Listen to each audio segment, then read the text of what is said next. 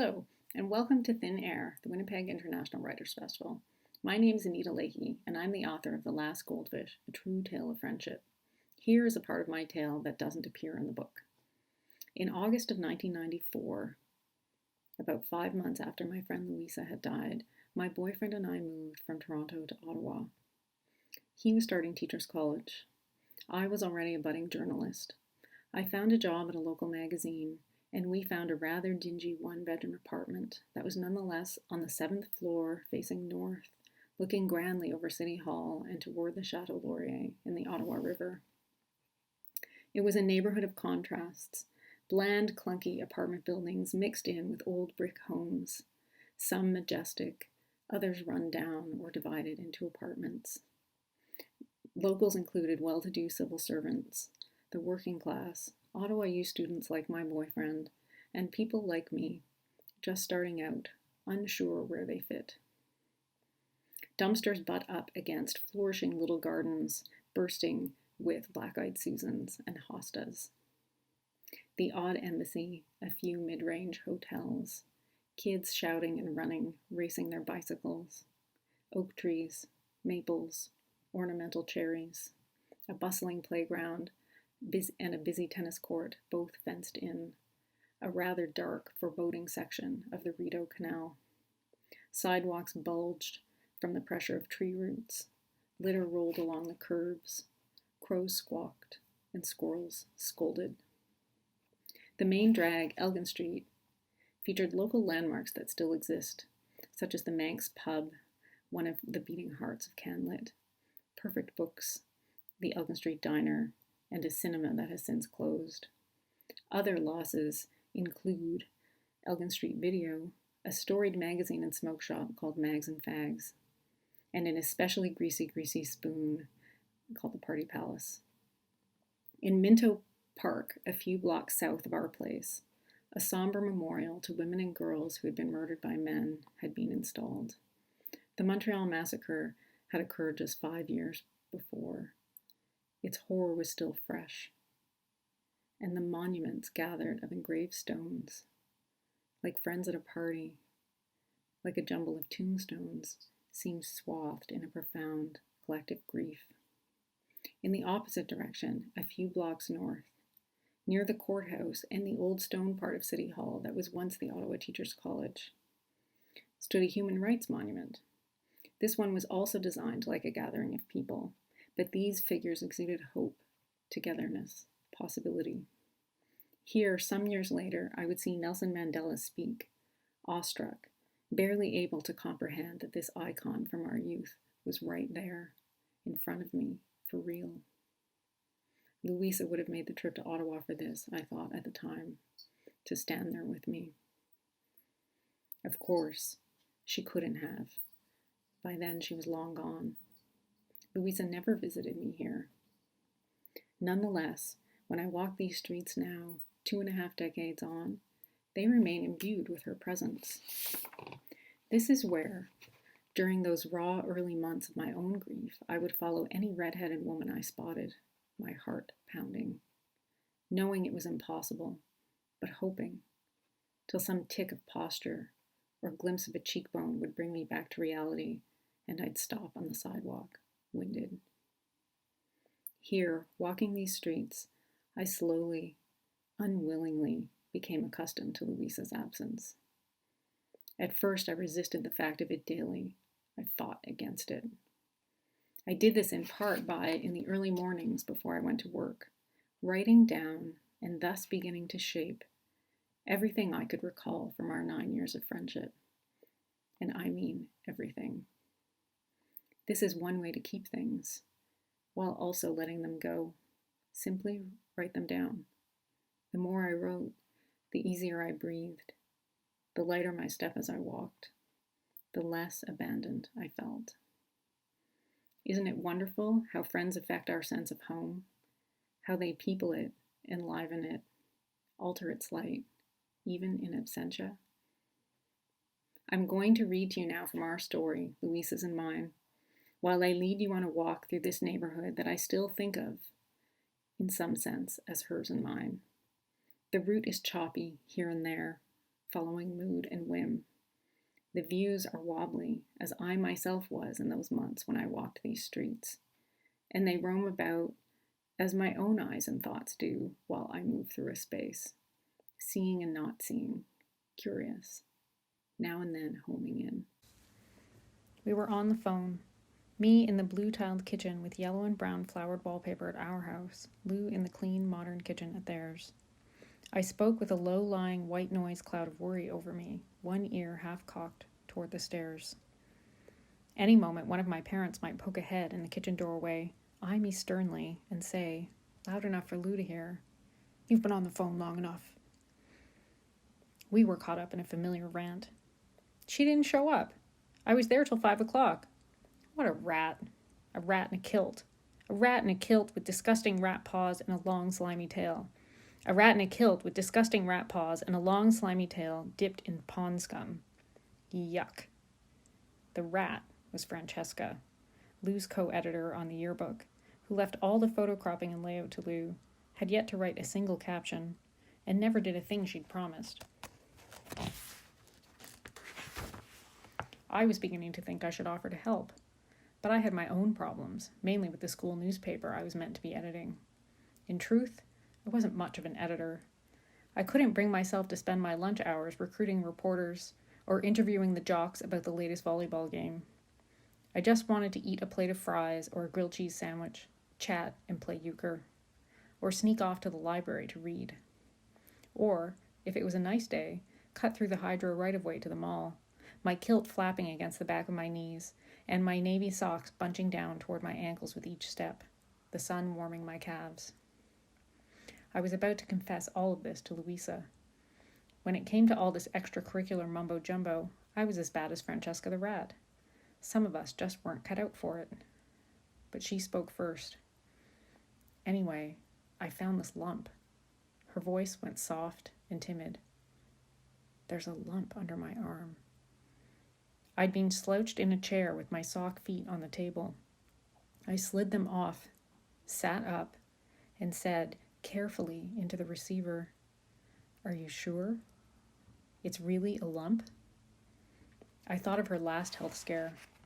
There'd been several since the 4 years since we'd met in that long-ago French class. The incident that came to mind was several months before, toward the end of grade 12. We'd been studying for a math test in her bedroom, sitting on the floor amid discarded clothing. Prose, the dog, was asleep on her bed, a little pillow of fur. Lou had started to cry. "What's the matter?" She shook her head. "Louisa, what is it?" She wouldn't look up. "You can't start crying and not tell me why." "Okay," she breathed. She was cross-legged, fiddling with her sleeve. She was wearing a thick wool sweater her grandmother had knit for her, green with a snowflake pattern around the shoulders. It was way too big. That was how we wore our sweaters, sloppy, and her grandmother was kind enough to oblige. Every year on Louisa's birthday, she'd present her with a homemade sweater large enough for a grown man, but incongruously bright or cute. One year, she'd knit a little gathering of farm animals into the front panel. The spray of freckles on Louisa's cheeks made a delicate marble pattern. Staring resolutely at her hands, she said, in a throaty voice, "I think I have AIDS." "How? You've never even had sex." "But I had that operation." "On the cyst, when you were 12? She sniffed and wiped her nose with the back of her hand. "Yes." "They sterilize the equipment, don't they?" I had a flash. Oh yeah, the tainted blood scandal. But that was mainly transfusions, right? She hadn't had one of those. "I bled a lot after the operation," she said. "They had to give me blood." Oh. She did have a point. It was possible.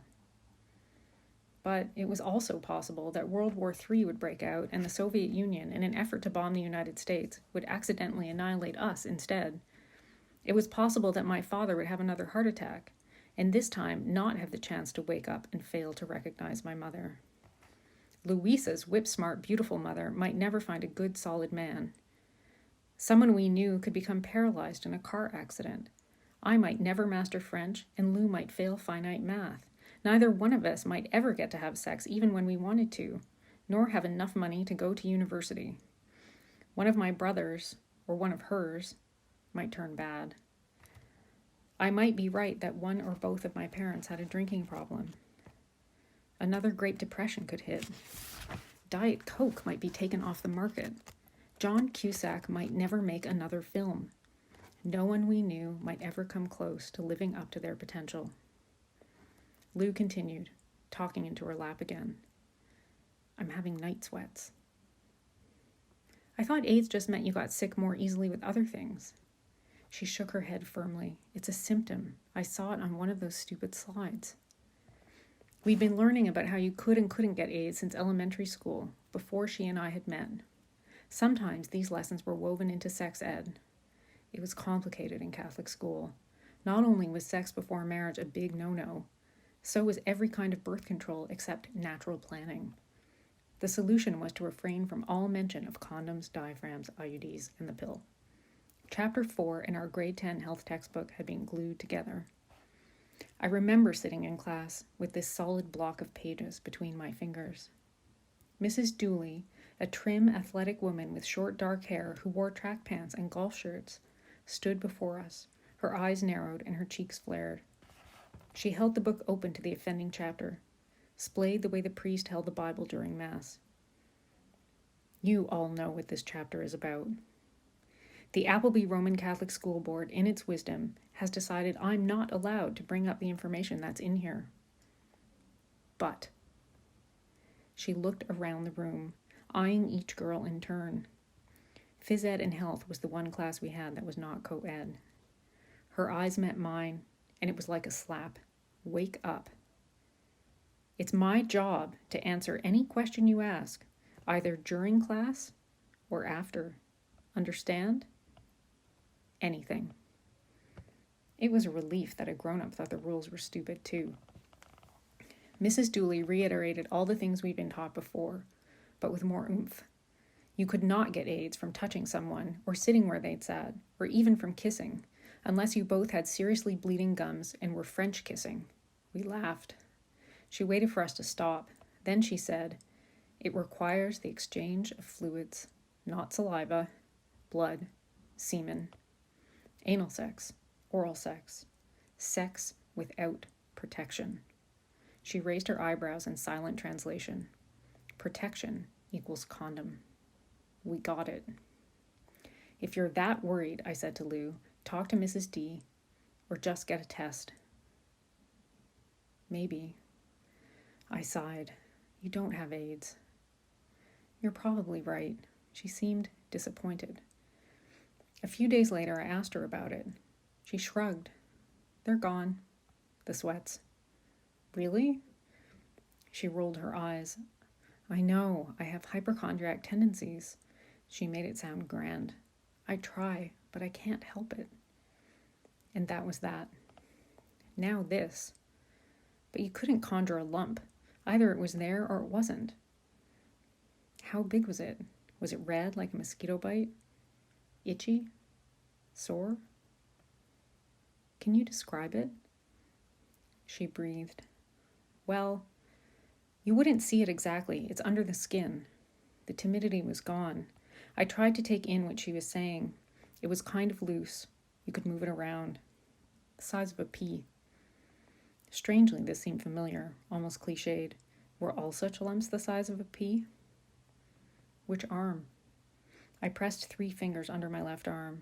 The pocket there was soft and warm, a little hollow inside a circle of bones. It's the same arm as my scar. What? I pulled my hand from my armpit. Her scar. The cyst. The same arm? Do you think that's bad? A shadow fell on my lap. I looked up. Mom. I'd forgotten to listen for her. I'd forgotten where I was. She was reaching for me to take the phone away. Her hand found my left shoulder. I felt the weight of it. Her warm brown eyes found mine. What is it? Her mouth shaped the words. What's the matter? An instinct for empathy, Mom's superpower. So powerful, so giving. but sometimes misapplied, as if she were programmed to seek and soothe pain that didn't yet exist, or might never. I had the urge to pass her the phone. You talk to her. You figure it out. My mind swirled around the question of Lou's scar and the cyst that had been removed from her shoulder the year before we met. Just what was a cyst? Not a tumor, surely. Or that's what it would have been called. So what had its appearance meant? And why had it been so important for the doctors to cut it away? I shrugged Mom's hand away. Later, I'll tell you later, and clunked my elbows on the table. It was long, so very long, before I would perceive the profound fear that it's now so clear to me had embedded deep within Louisa the moment her fingers alighted on that lump. The problem was, Lou did fear like a lead on Broadway. She'd received a minor speeding ticket once, while zipping down one of the side streets near our high school in her mother's Nissan. She'd had no idea she was going 56 in a 40-kilometer-per-hour zone. Ever after, even when she wasn't at the wheel, she eyed the speedometer with the intensity of a hotly pursued bank robber, except that she wanted you to slow down. The point was, the ticket had unearthed one of her latent, more powerful bugaboos: how quickly control could slip from your grasp. Also on the list were guilt, ugliness, mediocre grades, and unpopularity. Read loneliness. She dreaded her mother's wrath, her father's disappointment, her 2 younger brothers' unhappiness, and her own. She often declared that she was terrified of sex. No, no, no. She would shake her bright red hair, her feet tucked up beneath her on the couch, the scraggly family shih tzu curled up in her lap. I just can't go there. I can't. I was practiced at deflecting her scares, making light of them, especially the ones that had to do with getting sick. Louisa was so often on the verge of some perceived doom, it was hard to take her seriously. By the time the lump turned up, more than halfway through our final year of high school, all of this was embedded into our friendship and the ways in which we conversed. Getting her fear would mean acknowledging it was reasonable. Now, though, I wonder about her phantom scares. What might she have sensed, subconsciously, in her very bones? It would mean acknowledging the way it bulged there between us, a throbbing mass of emotional experience that was rudely shoving her one way and me another, down paths that no longer easily intertwined. There was no capacity in me yet for that sort of understanding. It was my job to undermine this thing. A trifle, the size of a pea, for goodness sake. And yet, I gripped the receiver as tightly as you grip one of those dangling straps on a city bus. Into the round black holes, to Louisa in the kitchen at the under end of town, I said, "What are you going to do?"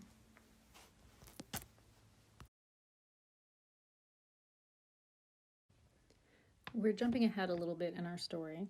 Louisa has had an official diagnosis of cancer and is dealing with some treatment side effects, as well as doing some research of her own. Levamisole was an immunomodulator, a word that made it sound as though it wasn't a pill, but a piece of machinery equipped with knobs and controls by which you could reset your whole immune system. Like any improbable invention, it was imperfect, even dangerous. According to the literature Lou was given, it could cause fever, chills, weakness, nausea, vomiting, diarrhea, anxiety, nervousness, depression, mouth sores, loss of appetite, stomach pain, change in taste or smell, muscle or joint pain, fatigue, dizziness, headache, and skin rash. There was, as yet, no internet with which to look this stuff up. We didn't know that levamisole was most commonly prescribed to people with colon cancer and only helped a fraction of them get better. I found this out years later via Wikipedia. Nor that, when recommended to melanoma patients, it was usually coupled with a poor prognosis, and in such cases was more likely to work on people over 55. The list of side effects was disturbing enough. Fever, depression, mouth sores. Maybe this was as bad as chemotherapy. Maybe worse. I asked Lou, where would you draw the line? How would you decide whether it was still worth it? Would you even know it was working? What if your decision was tainted by depression caused by the drug? How could you even trust your own feelings? She looked at me like she wanted me to shut up. She went to Burlington on a Friday to spend the weekend with her mother and came back Sunday night exhausted and elated. She'd spent the evening trapped in her bedroom on the third floor of the townhouse, trying to escape the smell of dinner cooking, which made her want to puke. Levamisole was somehow recalibrating her nose. "I'll never eat a pork chop again," she said, pulling a face. While holed up in her room, she'd opened the book by Louise Lahey, hoping for distraction. "It's amazing. She says you can do this. You can use your mind to affect what's happening in your body." Her face was flushed. Was this one of the side effects? Hypertension? Hysteria? The book was in her hand. She gripped it by the spine, waving it about as she spoke. She could do this. She could make herself well, just by the power of her mind. Visualization. That's what it was hinged on. By now, I understood that meant imagining scenes inside the body, dramatic scenes that involved the dissolution of the cancer cells. What did the cancer cells look like? Whatever you wanted. Whatever you decided. You were in charge. I'd picked up the Siegel book one day while Lou was out. It fell open to some glossy illustrations in the middle. There, next to a childish drawing of a woman sitting in a chair, with a spider on her chest and a black object pointing into the palm of her hand, was a caption explaining that the woman was not giving her whole self to the problem.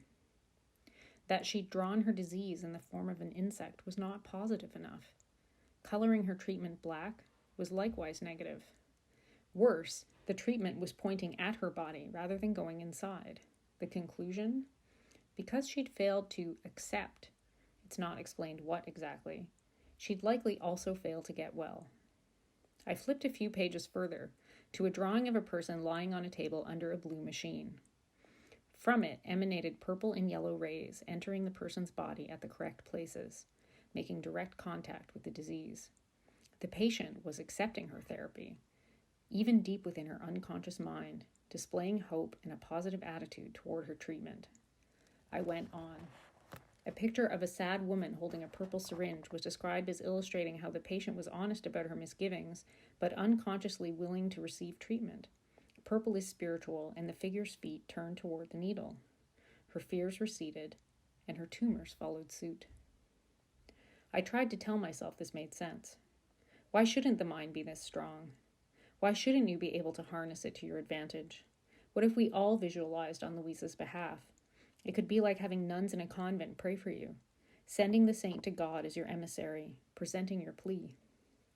But part of me was thinking, right, okay, how's this for visualization? I'm myself, and Louisa's herself, and we sit as we are right now, on her bed in our student co-op. I grab the book from her hand and crank open the window.